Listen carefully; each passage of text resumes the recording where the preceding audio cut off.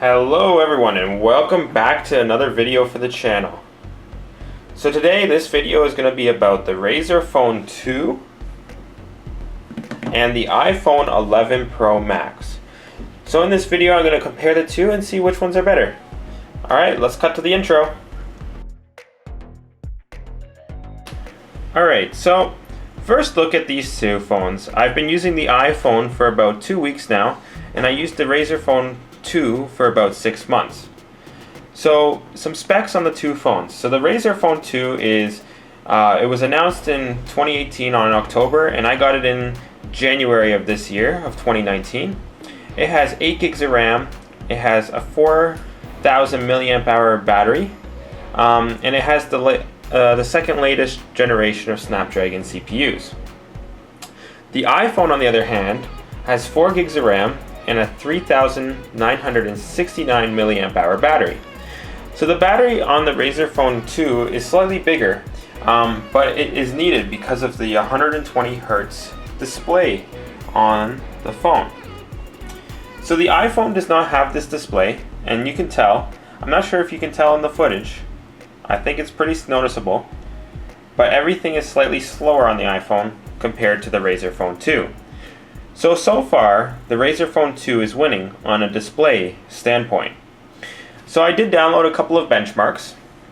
So I downloaded the A22 benchmark on the Razer Phone. The iPhone is still downloading. So once that's done, I'm going to do a little benchmark on the two phones to see how their real world performance is. So far from daily use though, they're pretty similar when it comes to everyday tasks like phoning, texting. Taking pictures is where the iPhone really shines over the Razer Phone 2. The Razer Phone 2 is more of a gaming device, and it's meant to help users who want to play mobile games. The iPhone, on the other hand, is not really a gaming device, and you can tell right away that games aren't as fast as the Razer Phone 2. Well, it's not that they're not as fast, it's not as smooth, because the Razer Phone 2 has that 120 Hz panel, which just makes everything look really crisp to your eyes. So both phones come with front-firing speakers. The iPhone has only one front-firing speaker, and the other speaker is at the bottom, just like a typical iPhone.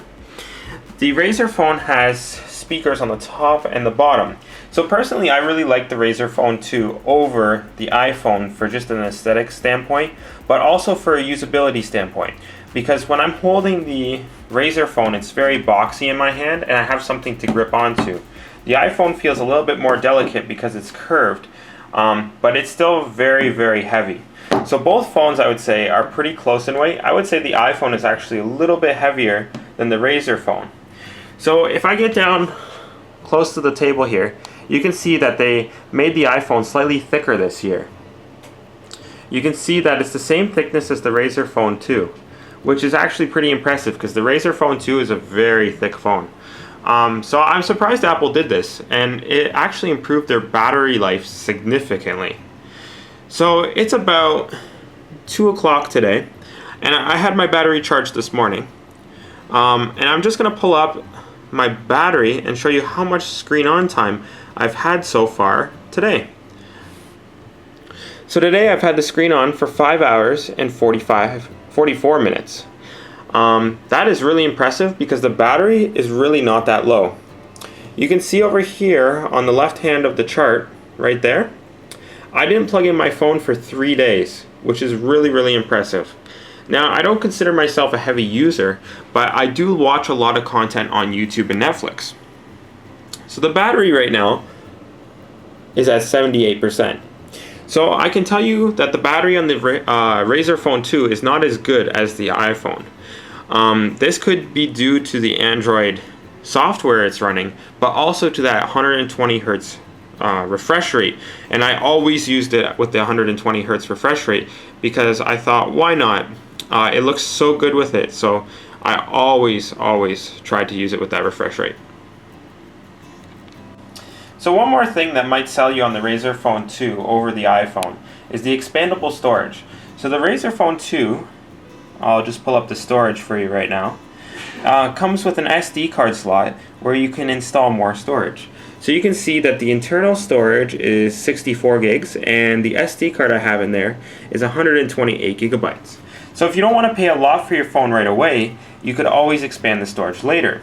Now with the iPhone, that's not possible. So when you first purchase the iPhone, you want to get as much storage as possible. Now I have the 512 gigabyte iPhone storage, and that might seem a little bit overkill for some people. But depending on what you do, I will be flying my drone a lot, which will be storing its video on the iPhone. So that's why I bought the iPhone with 512 gigs of storage. So if you don't need that much storage, it might not be so much of a concern to you. But if you like taking pictures or videos of family events, or you're a professional YouTuber, you might like the Razer Phone because you can take out the SD card and transfer files really quickly. Now you could always plug in the phone, but I don't like doing that because it takes quite a long time and you have to have your phone plugged in while you do that. The iPhone transfers files really fast to the computer though, through that new USB-C plug that they have with the fast charger. So both of these phones support fast charging. I was really surprised that the iPhone didn't come with a USB-C plug this year. You can see that the Razer Phone has that. Obviously both of these phones do not have headphone jacks, which is not too much of a surprise because every flagship has no headphone jack. So now we're going to get into the benchmarks, and once they're ready, I'll come back. Alright, so we're going to get right into this benchmark test. So we're going to be doing the Ice Storm Extreme on both devices.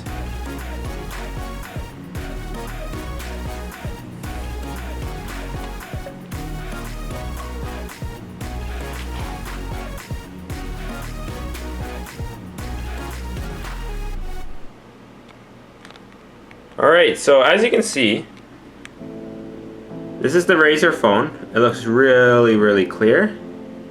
And this is the iPhone. So one thing I noticed with the iPhone, so you can see the two sizes of the two displays. The Razer Phone display is actually slightly bigger because it doesn't have to worry about any notches.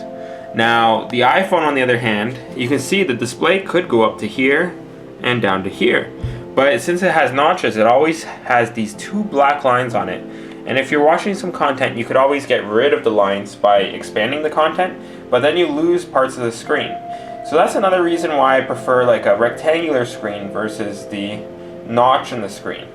So the notch is not bad, you can get used to it, but it's up to you if you want to have that notch. So while this test is running, a couple of final thoughts that I have on these two devices. So personally, I really like the Razer Phone 2, and I like the iPhone 11 Pro Max too. But which one would I recommend? If you're on a budget, I would definitely recommend the Razer Phone 2.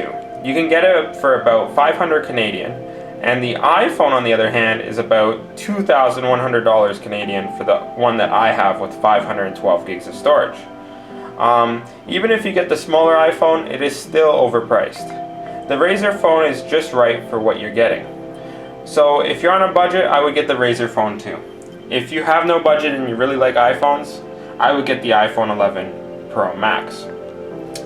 So as these two benchmarks are running, we can see that this is the iPhone right here. I'm just going to try and zoom in so you can see. I don't know if you can see that. I'm trying to show the frames that it's running at. And I don't think the camera is going to pick it up. But the iPhone is running at about 60 frames per second. And the Razer Phone is running at about 120 frames per second. So this could be due to the refresh rate of the Razer Phone 2. But they both look very, very clear. And I would say the benchmarks are going very well on both devices. So just looking at the two devices, the Razer Phone did get a little bit warm. The iPhone is still ice cold though, which is really, really impressive. So overall, these two devices, I would say it's up to preference. If you really want the best value for your money, I would say get the Razer Phone 2. If you do not worry about that and you really like iPhones, I would say get the iPhone 11. They're both excellent devices, and especially in 2019, you can't really pick one over the other unless you really prefer one operating system over the other. These are both very powerful devices. And it's really up to what your personal preference is. Do you like Android? Do you like iOS? And it's not so much the green or blue bubbles anymore. It's more of, do you like how Android has this system set up, or do you like how iPhone has it? Because as I look at these two devices more deeply, the cameras are better on the iPhone 11 and the wide angle is amazing, and I'm going to have a video coming out about that. But the Razer Phone 2, if you're just taking regular pictures and you're not a photographer or you don't really take pictures that often, you won't notice the difference between the two phones. Alright, so when we look at the two test results, we can see that both phones maxed out the test and it was too easy for them. So we'd have to pick another test to run. But that's really, really impressive. And you can see that the iPhone was running at about 60 frames per second, and the Razer Phone 2 was running at about 120 frames per second. So that's really impressive with these two devices, especially since the Razer Phone 2 is 1 year old right now. But it's still in the game, and so is the iPhone. So thanks for watching. I hope you enjoyed this video. If you like this content, press like. If you have any comments, let me know in the description below. Thanks for watching. See you in the next one.